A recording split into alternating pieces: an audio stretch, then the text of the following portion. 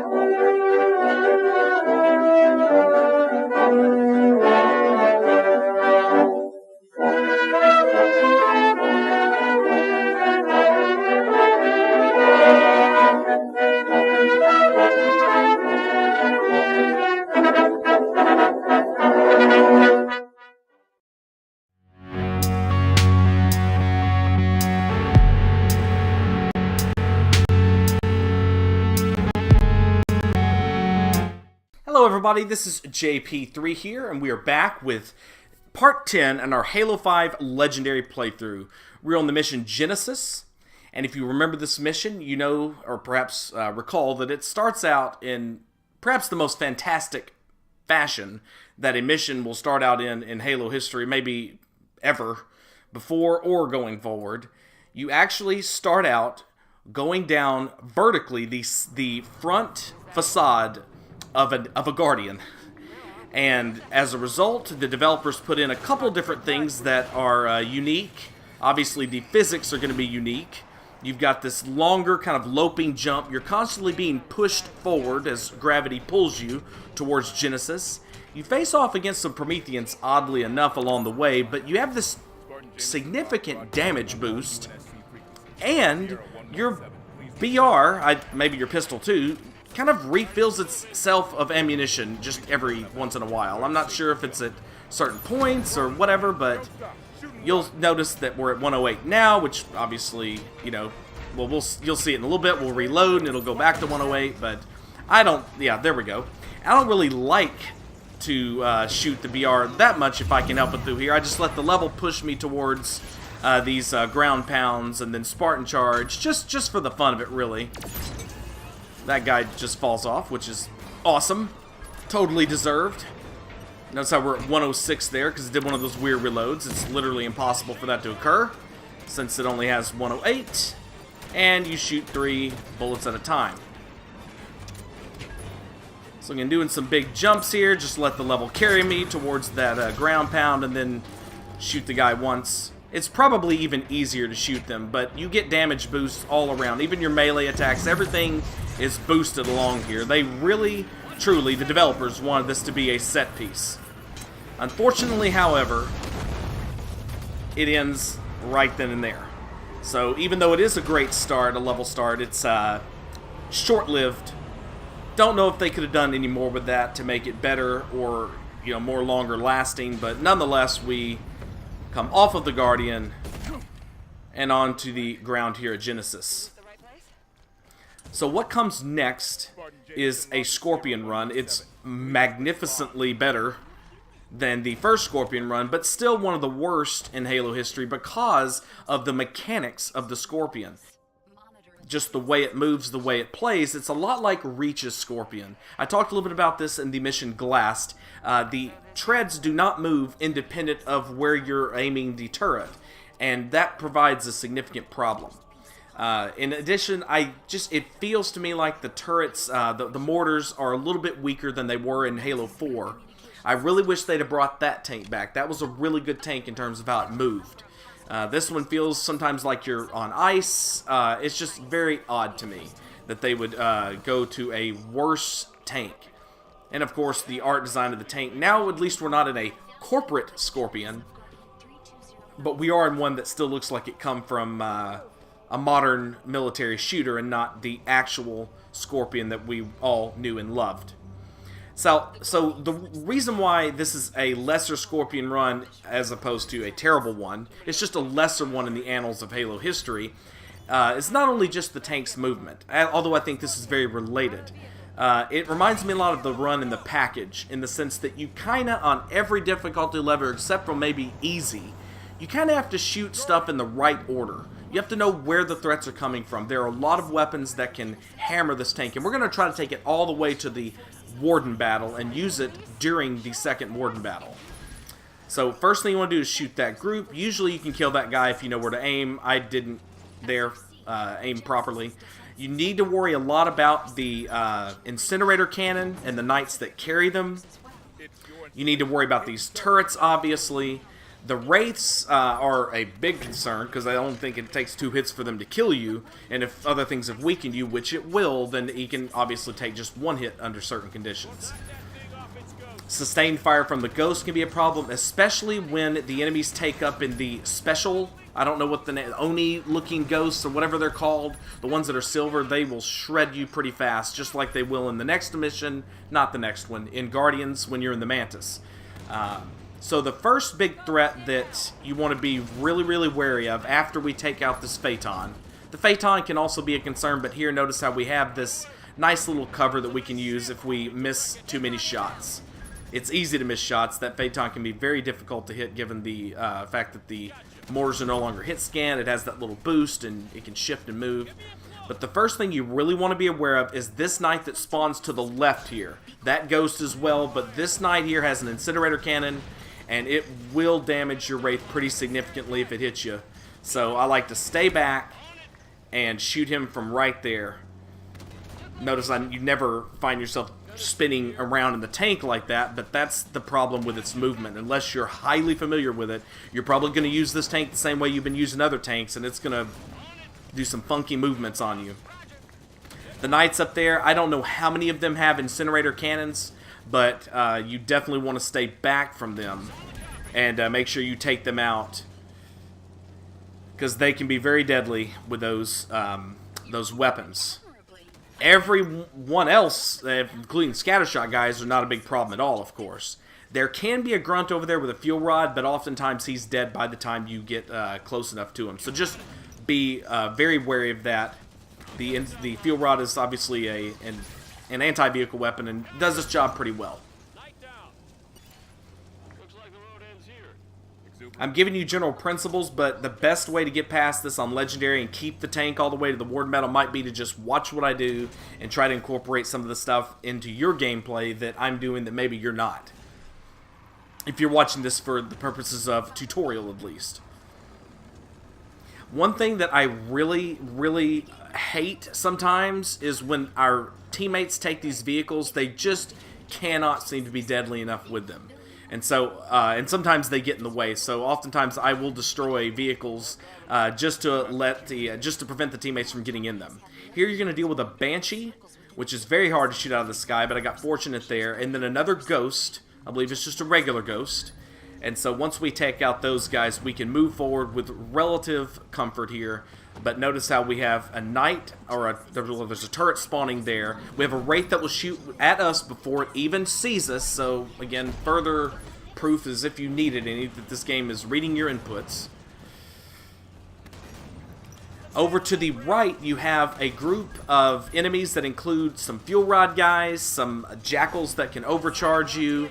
Obviously, you're seeing where we have 2 Wraiths here to deal with. So just be very, very careful in how you maneuver. Make sure you take out the turret that we took out earlier. There's an elite with a plasma caster over there, although he seems to rarely have much of a chance to do anything if, whether you or your teammates or one of the Prometheans take them out. There's a Knight at somewhere, I think that's the guy, the elite, with the caster.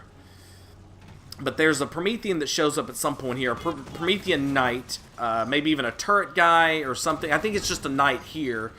You want to take out the, I'm not a turret guy, but you want to take out the turret first and then focus on the Knight, who I believe has a scatter shot.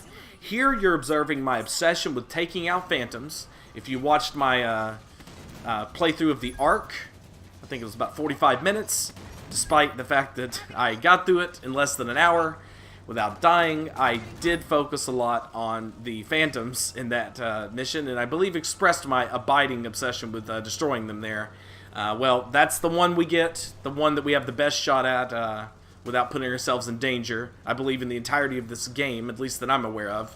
And so I definitely was sure to take that out. And yes, if you want to know how bad it is, I would not have accepted the performance if it would have gotten away. So that guy's really important to focus on. He's a knight major, or whatever the hell, captain, I don't know. But he has an incinerator cannon. He has that, like, high white silver armors, which means that he's going to be a little tougher to defeat.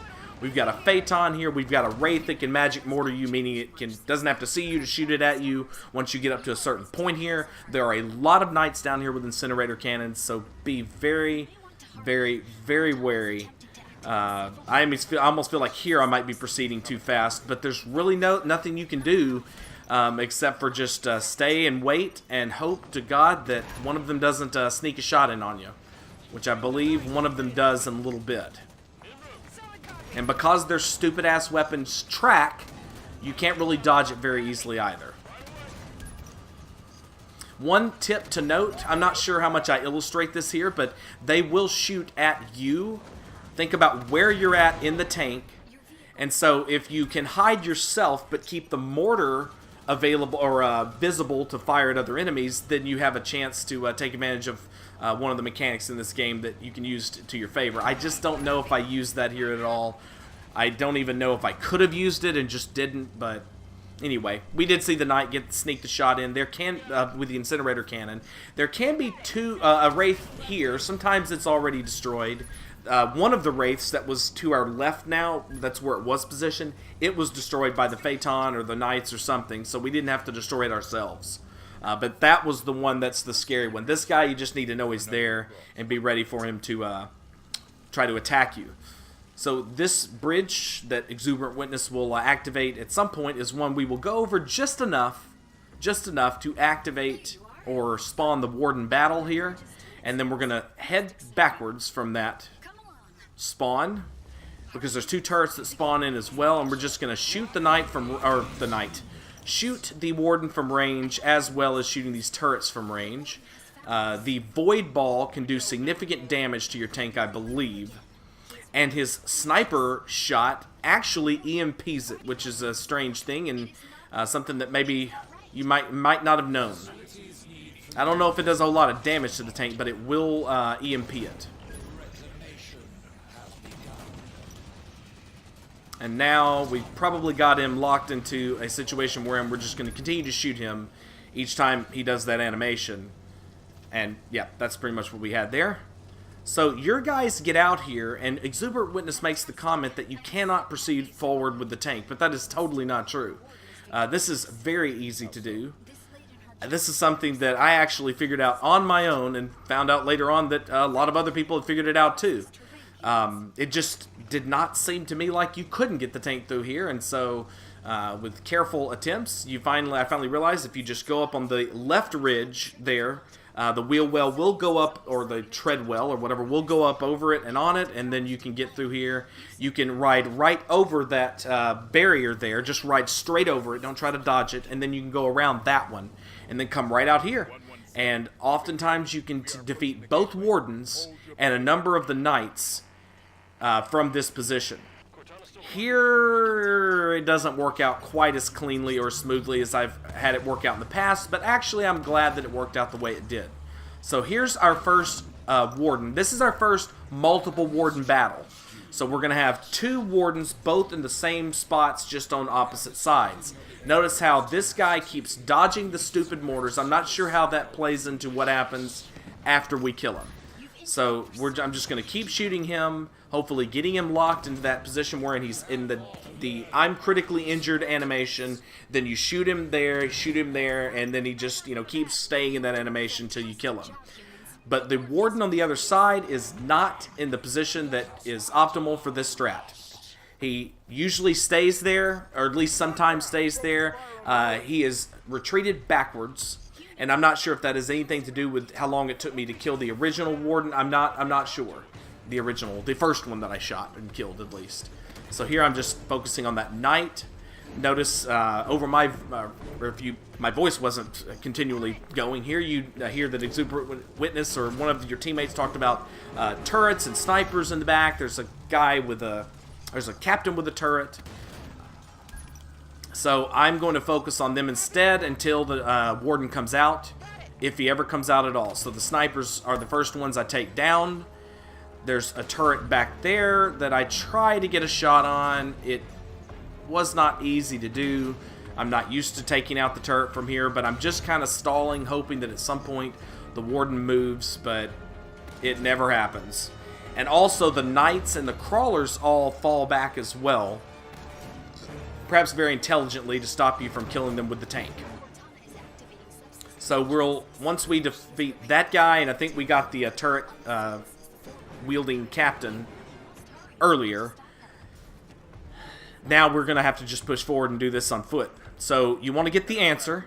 This is an extremely good saw. It shoots explosive rounds. And for you guys that play Warzone, you probably already know that it's an extremely special weapon, but it actually retains its special qualities here, unlike, say, the Nornfang in Mission 4, or the Mission Unconfirmed. So notice we have the knight here that looked like he was trying to be sneaky there. These guys have... Notice how quick he went down. These guys have scatter shots, which makes them very deadly up close and in general, but they don't have incinerator cannons, so they're not going to shoot tracking rounds from afar and destroy you. This guy, boy, we cut it close there.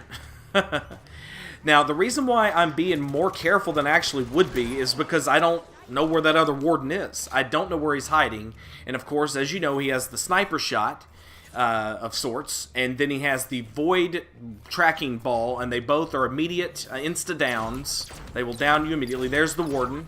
Thanks, Vale, you freaking idiot. She literally jumped right in front of the reticle that I'm using to locate and shoot the warden.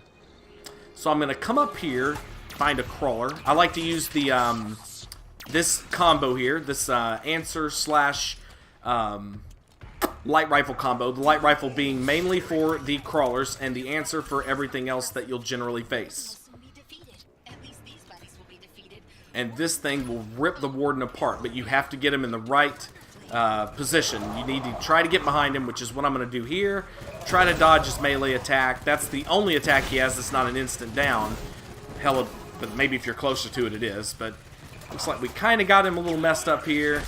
So I try to melee him dead. I turned off assassination, so I probably could have got one there. He was literally one round away from dying there. That's so infuriating. And stupid on my part. I should have just kept punching him in the back or elbowing him or whatever the hell the melee attack is. But anyway, it worked out pretty well. Notice we had plenty of ammunition to take out the knights and the warden there, so... That's it, guys. That is Genesis. Probably one of the most, one of the better missions in the game, but at the same time, certainly a bit of a disappointment too. And it's really because of more of the choices that were made than the ideas themselves. Having a very short walk down that Guardian, which is again one of the coolest set pieces in Halo history, probably the best starting set piece in Halo history, and then, you know, you get 3 wardens that you fight, 2 at once, but you can use the tank to battle them. But, you know, at the same time, that tank, just, why did they mess with the controls? I do not understand or know. But hey, guys, if you enjoyed this video, please hit that thumbs up button and use the comments section to discuss your thoughts and ideas on Genesis or Halo 5 or the series. If you have not already, please subscribe and hit the notifications bell. But as for now, this is JP3 signing out. Have a wonderful day, and thank you very, very, very, very much for watching. Goodbye.